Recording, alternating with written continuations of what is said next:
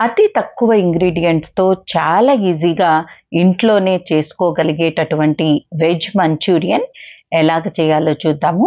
ఇది భలే టేస్టీగా ఉంటుందండి. ఈజీగా చేసేసుకోవచ్చు. చేయటం కూడా చాలా తక్కువ టైంలోనే చేసేసుకోవచ్చు. అలాగే ఇది పిల్లలకి చాలా బాగా నచ్చుతుంది. ఇలాగే తినేయొచ్చు. లేదు అంటే మనము దీన్ని రైస్‌తో కూడా చేసుకుంటే చాలా చాలా బావుంటుంది. ఇది చేయటం కోసమని ఒక కప్పు క్యాబేజీని తురిమేసుకునేసి, అరకప్పు క్యారెట్ కూడా తురిమేసుకునేసి, కొద్దిగా ఉప్పు కలిపేసి ఒక 10 నిమిషాల పాటు ఇలాగే ఉంచేసేయండి.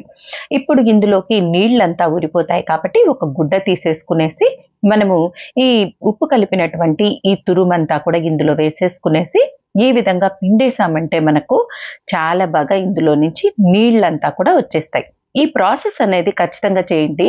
లేదు అంటే మీకు మంచూరియన్ బాల్స్ అనేది మెత్తగా వచ్చేస్తుందనమాట. ఈ విధంగా మొత్తం చేసేసుకున్న తర్వాత ఒకసారి ఈ విధంగా దీన్ని పొడి పొడిగా చేసేసుకొని, ఇందులో నేను 2 బంగాళదుంపలు ఉడికించుకున్నాను.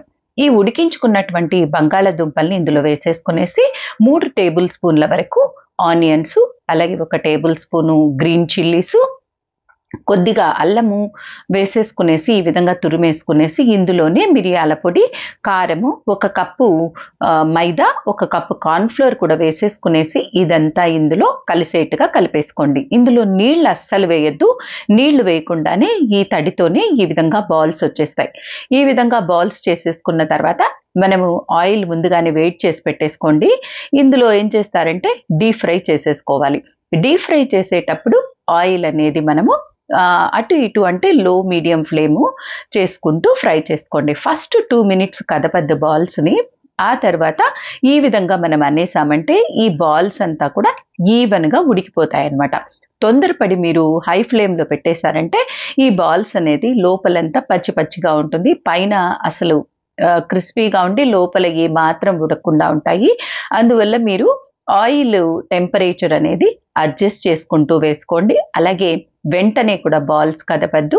కదిపేశారంటే మీరు ఈ బాల్స్ అంతా కూడా బాగా విడిపోతాదనమాట ఆయిల్. అలాగే నీళ్లు వేసి అస్సలు కలపద్దు. నీళ్లు వేసి ఈ బాల్స్ చేశారంటే ఇదంతా విడిపోతుంది ఆయిల్‌లో. ఈ విధంగా గోల్డెన్ బ్రౌన్ వచ్చేంత వరకు చేసి దీన్ని పక్కనుంచేసుకోండి. ఇప్పుడు ఒక పాన్ తీసుకొని ఇందులో 5 టేబుల్ స్పూన్ల వరకు ఆయిల్ వేసేసుకునేసి ఇందులో తురిమిన ఆనియన్, గ్రీన్ చిల్లీ, అల్లం కూడా ఈ విధంగానే గ్రేట్ చేసేసుకున్నది ఇందులో యేసుకొని మంచి వాసన వచ్చేంత వరకు దీన్ని ఒకసారి ఫ్రై చేసేసుకోండి. తర్వాత ఇందులోకి 1/2 టీ స్పూన్ మిరియాల పొడి, కొద్దిగా మిరపొడి, అలాగే సాల్టు, షేజ్వాన్ చట్నీ, టమాటా కెచప్పు, తర్వాత 1 టేబుల్ స్పూన్ వరకు soya sauce, vinegar 1 table spoon, ఒక 10 టేబుల్ స్పూన్ల వరకు అంటే అర గ్లాసు వరకు నీళ్లు పోసేసుకునేసి దీన్ని కూడా ఇదే విధంగానే మీడియం ఫ్లేము అడ్జస్ట్ చేసుకుంటూ లో మీడియం అలాగా చేసుకుంటూ మీరు ఈ విధంగా ఫ్రై చేసుకోవాలి. ఇదంతా కూడా మార్చొద్దండి. మార్చేశారంటే మీకు టేస్ట్ అనేది మారిపోతుంది. ఈ విధంగా చిక్కగా అయ్యేటప్పుడు మనం వేయించి పెట్టుకున్నాం కదా ఈ బాల్స్, ఇందులో వేసేసుకునేసి లైట్‌గా దీన్ని ఈ విధంగానే తిప్పుతూ రండి. లేదు అంటే మీరు గట్టిగా గనక కలిపేశారంటే ఈ బాల్స్ అంతా కూడా నలిగిపోతుంది. ఇప్పుడు కొద్దిగా కొత్తిమీర చల్లేసుకునేసి ఇంకొకసారి దీన్ని ఈ విధంగా తిప్పేసుకుంటే సూపర్ టేస్టీగా ఉంటుందండి. తప్పకుండా ట్రై చేసి చూడండి. వెజ్ మంచూరియన్ బాల్స్ రెడీ అయిపోయింది. ఇది మనం రెస్టారెంట్‌లో గనక తిన్నామంటే మనము వందలు ఖర్చు పెట్టుకోవాలి. చూసారు కదా ఎంత ఈజీగా చాలా సింపుల్‌గానే అయిపోతుంది. తక్కువ ఇంగ్రీడియెంట్స్‌తోనే. అలాగే ఇది ఇలాగే తిన్నా కూడా చాలా బావుంటుంది. లేదు అంటే రైస్‌తో కూడా ఫ్రైడ్ రైస్‌తో కూడా చాలా బావుంటుంది. ఈ వీడియో మీకు నచ్చినట్లయితే please like, share and subscribe to Nari's kitchen.